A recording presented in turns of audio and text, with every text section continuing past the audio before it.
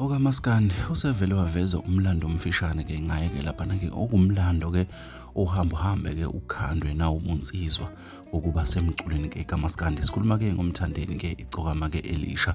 Bafowethu ngicela kunibingelela la kwisiqiniseko eSemedia. Baqala ukusijoyinela likhasi ngicela benze ubulungiswa ke bacindezela nje ibutton ka subscribe ke baphinde ba like la video ke enginenzela wona. Webafowethu ke ibhale kanjena ke insizwa ke yasemdletsheni. Uthe ekhaya ke kusemdletsheni la khona ke ezweni ke lokhokho bethu ke la bahlulwa khona ke izinsizwa ke zaKwaZulu kusho ke icokama ke Elisha. Wathi ke kodwa ke angiyena ke umfana waKwaZulu, mina isibongo sami ke ngumthandeni ke ozalwa ke kwaManqele ke laphana ke uphuma ke koNdwandwe nakoZwide kokalanga ke laphana ke kusho ke yena ke umthandeni ke icokama ke Elisha. Nansi ke indaba ehlaba abantu abaningi ke umxhwele ke laphana ke uveze ngokusobala ke laphana ke ukuthi ke kubantwana bakhe ke uthi kuyothiwa ke bayisilwane ke esamehlo amakhulu okuyoba zithakazelo zeingane ke zakhe ke lezo ayizalayo ke ngaphansi ke kwakhe umthandeni. Lenkulumo ke bisho ke ngiyena ke qobo ke laphana ke